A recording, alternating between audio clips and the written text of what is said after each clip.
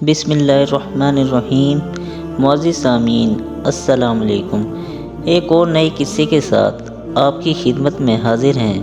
آج ہم حضرت جعفر رضی اللہ تعالیٰ عنہ کا قصہ بیان کریں گے۔ حضرت جعفر رضی اللہ تعالیٰ عنہ عظیم الشان صحابہ کرام میں سے ہیں۔ حضرت جعفر رضی اللہ تعالیٰ عنہ حضور اقدس صلی اللہ علیہ وسلم کے چچا زاد بھائی اور حضرت علی رضی اللہ تعالیٰ عنہ کے حقیقی بھائی ہیں۔ اول تو یہ سارا ہی گھرانہ اور خاندان بلکہ آل اولاد سخاوت، کرم، شجاعت، بہادری میں ممتاز رہے اور ہیں، لیکن حضرت جعفر رضی اللہ تعالیٰ عنہ مساکین کے ساتھ خاص تعلق رکھتے تھے اور زیادہ اٹھنا بیٹھنا غربا ہی کے ساتھ تھا۔ کفار کی تکلیف سے تنگ آ کر اول حبشہ کی ہجرت کی اور کفار نے وہاں بھی پیچھا کیا۔ وہاں سے واپسی پر مدینہ طیبہ کی ہجرت کی اور غزوہ موتہ میں شہید ہوئے۔ ان کے انتقال کی خبر پر حضور صلی اللہ علیہ وسلم ان کے گھر تعزیت کے طور پر تشریف لے گئے اور ان کے صاحبزادوں عبداللہ اور عون اور محمد کو بلایا۔ وہ سب کم عمر تھے۔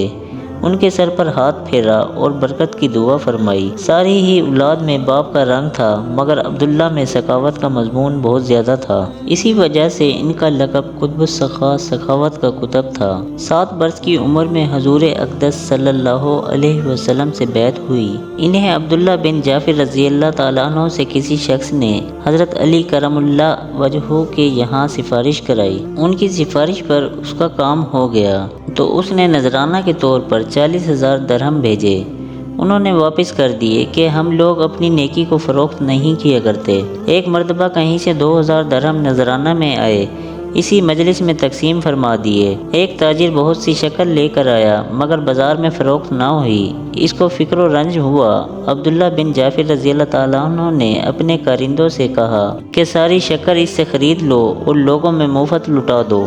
رات کو قبیلہ میں جو مہمان آ جاتا وہ ان کے یہاں سے کھانا پینا، ہر قسم کی ضروریات پوری کرتا۔ حضرت زبیر رضی اللہ تعالیٰ عنہ ایک لڑائی میں شریک تھے۔ ایک دن اپنے بیٹے عبداللہ کو وصیت فرمائی کہ میرا خیال یہ ہے کہ آج میں شہید ہو جاؤں گا، تم میرا قرضہ ادا کر دینا اور فلاں فلاں کا کام کرنا۔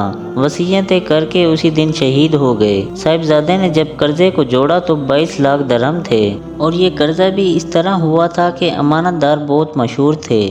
لوگ اپنی اپنی امانتیں بہت کثرت سے رکھتے، یہ فرما دیتے کہ رکھنے کی جگہ تو میرے پاس نہیں، یہ رقم قرض ہے، جب تمہیں ضرورت ہو لے لینا، یہ کہہ کر اس کو صدقہ کر دیتے۔ اور یہ بھی وصیت کی کہ جب کوئی مشکل پیش آئے تو میرے مولا سے کہہ دینا۔ عبداللہ رضی اللہ تعالیٰ عنہ کہتے ہیں کہ میں مولا کو نہ سمجھا۔ میں نے پوچھا کہ آپ کے مولا کون ہیں؟ فرمایا کہ اللہ تعالیٰ۔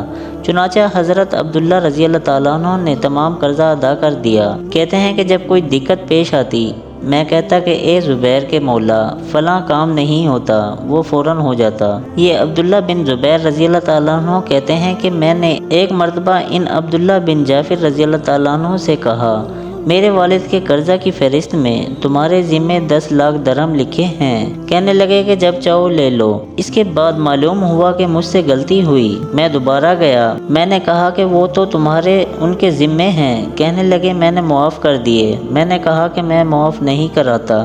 کہنے لگے جب تمہیں سہولت ہو دے دینا۔ میں نے کہا کہ اس کے بدلہ میں زمین لے لو، غنیمت کے مال میں بہت سی زمینیں آئی ہیں۔ عبداللہ بن جعفر رضی اللہ تعالیٰ عنہ نے کہا، اچھا میں نے ایک زمین ان کو دے دی جو معمولی حیثیت کی تھی، پانی وغیرہ بھی اس میں نہیں تھا۔ انہوں نے فوراً قبول کر لی اور غلام سے کہا کہ اس زمین میں مصلی بچھا دیں۔ اس نے مصلی بچھا دیا، 2 رکعت نماز وہاں پڑھی اور بہت دیر تک سجدوں میں پڑے رہے۔ نماز پڑھ کر فارغ ہوئے تو غلام سے کہا اس جگہ کو کھودو۔ اس نے کھودنا شروع کی، ایک پانی کا چشمہ وہاں سے ابلنے لگا۔ یہ تھا صحابہ کرام کا اللہ سے لگاؤ۔ جو بھی مشکل پیش آتی اللہ سے رجوع کرتے۔ اللہ تعالی ہمیں اپنے بتائے ہوئے راستے پر چلنے اور برائیوں سے بچنے کی توفیق عطا فرمائے، آمین۔ امید کرتا ہوں آپ کو آج کی ویڈیو اچھی لگی ہوگی۔ اگر آپ کو ہماری ویڈیو اچھی لگی ہو تو لائک کریں۔ مزید اس طرح کی اچھی ویڈیو دیکھنے کے لیے ہمارے چینل کو سبسکرائب کریں۔ ملتے ہیں اگلی ویڈیو میں، تب تک کے لیے اللہ حافظ۔